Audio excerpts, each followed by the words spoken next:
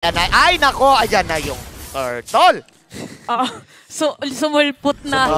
Ito makikita natin kung paano ang magiging play for Echo kasi interested talaga ako makita kung paano yung magiging zone ni JP. Okay. Mukhang totoo na tong laban na to. Yue popping the feathered airstrike. Pero alright, nandun si Carl. Sinipa ngayon ni Renny J. Pero nag-heavy spin lang si Carl. Wala bang casualty na mangyayari. Pulado na si JP. Oh, nakapag-live steal pa nga. JP slashing para sa kanyang buhay. Habol siya ni Edward. Si Carl ngayon na makakuha ng turtle. Buhay pa ba si kuya mo? JP, hindi na. Edward will take that first blood. Pero makakapaghiganti si Sanji at si Carl TZ. In fact, itong sa yung mga tropa natin, sinasabi nila nag-grind daw ang gears nila kapag may D-Ross. Sino yan? Sino yung caster na yan? Kilala ko yan. Basta ayaw nila. Okay. May sipa na gagawin. Oh my G, babanatan si Renny J. Siya yung sumipa. Siya yung nayari. Echo with a free kill. Si Sanji. Sanji, mag-aabol pa ba? Mukhang ayaw na. Nakalibre pa doon ang mga Orcas. Ngayon, Blacklist International, nakikita natin yung ultimate kanina ng Direct by the Ways doon sa may bottom lane ay hindi nakasecure. So yun pala yung crucial din sa D-Roth. So many team fighting tools mula dito sa Echo. But Blacklist, hindi tayo sanay makita sila sa big off kind of lineup. Oo. Kahit Renny J special na to, parang hindi siya Blacklist special. Oo eh, mas pang Renny J eh, no? Meanwhile, pinapaligiran ngayon ng Echo ang apat ng side ng Blacklist. Can Blacklist answer to this? Binibait ni Carl yung Way of the Dragon. Nag-miss yung final slash. Kaya nagandahan din for Blacklist ngayon is hindi nasira yung Torre na sa may top lane. Pero delikado yung top lane, ha? Oy, okay. Oheb. Flicker out. Okay, ipitin pa rin. Nag-call si Carl na game down. Huli si Oheb. Inapat si Oheb sa top lane. Tapos yung dash, pati yung flicker na gamit na rin at makakakuha ng Torre, pati yata ng turtle. Okay, counter go naman para kay na Renny J. Feathered airstrike kay Yue. Napakaganda ng pwesto. Ang ganda rin ng sipa. Masyado mamakunat ang Echo. Hindi. May pagbawi na ginagawa. Blacklist International. Nasa likod si Benny QT. Pinabol ngayon si Sanji. Sariling feathered airstrike. Okay, wala siyang makukuha. Habang nandun si Benny QT, stripe in. Benny QT will get the kill. Dimensional Rift. Counter go with the fracture mula kay Sensui. 4 for, what, 2 or 1? 5-5 ang scoreline. Grabe yung palitan na dalawang kupunan natin dito. Actually, kahit nung moment na hahabol sana si Sanji, di ba nagkaroon ng casualty for Echo? Na-delay kasi ni Yue si Sanji, tapos nagpalitan ba sila sa may top lane? Tapos may sipa pa. Baka Renny J. Cho with the pick-off. Pero Sanford with the penalty zone strikes. Dito ba yung turtle? Sila pa ba makakuha? Sila pa makakuha? Grabe. Okay. Magre-reset pa todo. Okay. Renny J nandito to support. Okay, final slash. Tatamaan pa rin si Oheb dito. Oheb, nag-world D na para makawala habang nasa bandang gilid naman si Edward. Binabanatan si Carl. Carl ngayon, heavy spin. Makakapag-out ba si Edward? Edward Polado pero may sariling IMU feathered airstrike. Si Santo the G. At hindi pa tapos. Fake lang pala yung back na yon. Sabi ni Sanford. At kung express ang habol mo, express ang ibibigay namin sa'yo. May tower pa dito pero yun na yung pinapanata ng Echo. One of the best juggle na nakita ko ever in my career. Napakagandang pinakita ito ng Echo. Nakikita natin juggle mo sa mga pro players. 2 player lang. Ito 3 yung nag-juggle under the turret para ma-secure nila yung kill against Renny J during that moment. Yung dash, actually paalis na si JP. Nakita niya nag-free si Benny QT under the turret kaya siya pumasok. Tapos nakita ni Sanji na nandun pa si JP. Sumama ulit siya para ma-secure nila yung kill. Grabe. Kakaiba. And of course, yung notable doon, yung Sansan ulit. Ang ganda ng timing. Nakita mo eh. Parang nafe-feel mo na nagko-communicate sila na hihintayin ko muna. Tsaka tumalon si Sanford. Okay. Medyo mapapanis si JP doon pero may zone na gagawin si JP. Can Blacklist capitalize on this one? Si Edward ngayon, kalahati ang buhay. Pero kayang-kaya naman daw yan. Okay, 2 na knock-up pero makakapag-out si Sanji dito because of the Purify. Si Renny J ngayon ang mababanatan. Wala siyang masisipa. Pero si Sensui, okay, fracture in. Sensui, naglabas lang ng mga guhit, gumuguhit. Sensui sa batang gilid. Ito yung crucial ngayon for Echo kasi hindi na napapansin na, by the way, Sensui is a 3-0-4. So hindi pa siya nakikita. Considering na siya yung jungler dito, pwede nga siya yung panggulat doon sa may backlane. Kasi nangyayari ngayon sa Echo, sila yung nauuna. By the way, 462 lang ang kalamangan ng Echo. So pag maka-pick off, pwedeng yun ang go signal naman para sa Blacklist. Ngayon, babanatan si JP. Manakap si JP dito, final slash.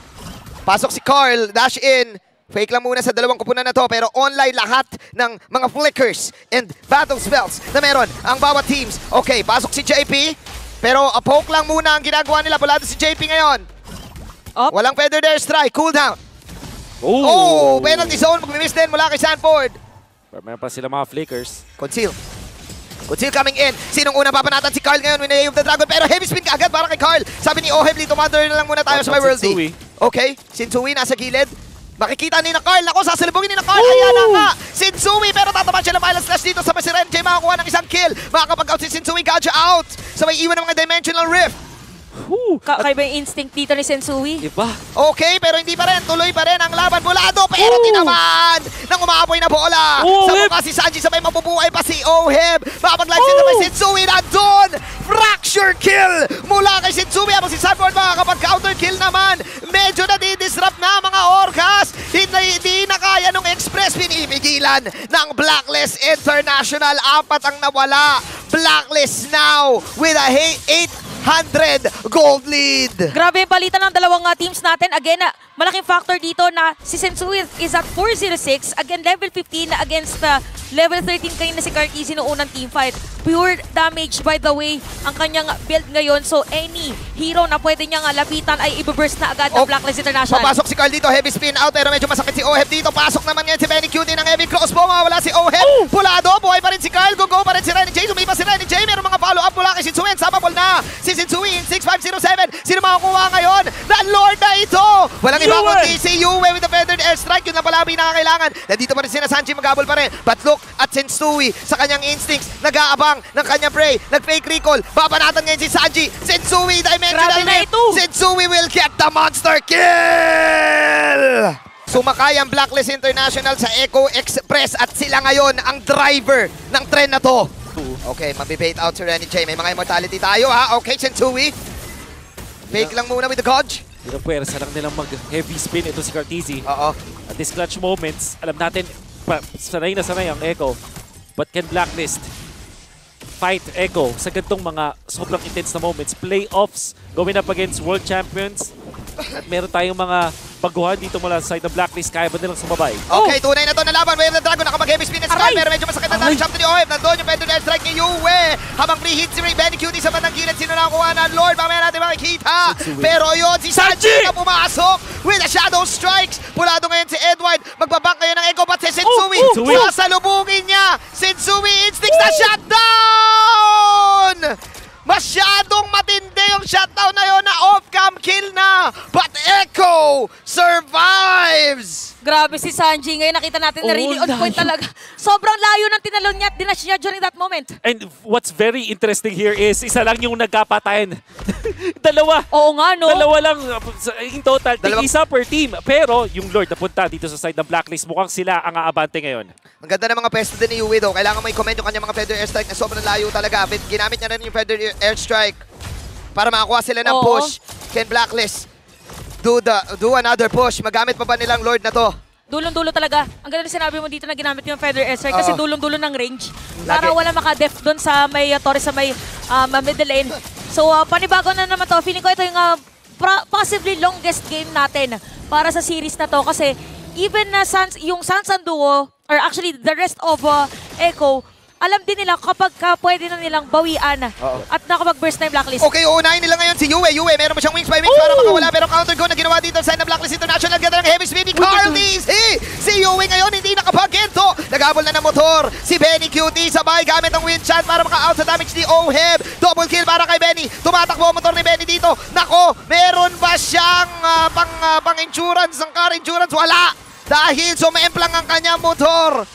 19-8, lumawang ang Blacklist International. Although critical decision for Benny Cutie na dun yung trajectory ng pagtakbo niya kasi majority ng mga kakampi niya ipapunta na rin doon sa may taas. So Blacklist International still at 2.1k gold lead at makikita na natin ngayon na for them parang inaantay na lang nila is kung sino yung medyo mapalayo. By the way, for Echo maganda na napatay nila dito si Yue kasi si Yue talaga parang silent maneuverer ng Blacklist, yung biglang burst. Yung nakikita natin na isang knock-up-line kailangan or isang stun which generally kay Renny J nang gagaling. Nakikita agad natin yung mula dito kay Yue yung damage output. Papakita si Edward, papakita si JP. Ang masasabi ko lang is, kung ikaw ay fan ng dalawang kupunan na to, yung naririnig ko na yung tibok ng puso ng bawat orca at bawat agents. Kasi it can go either way. Very important team fight for both teams. Nagsiset up.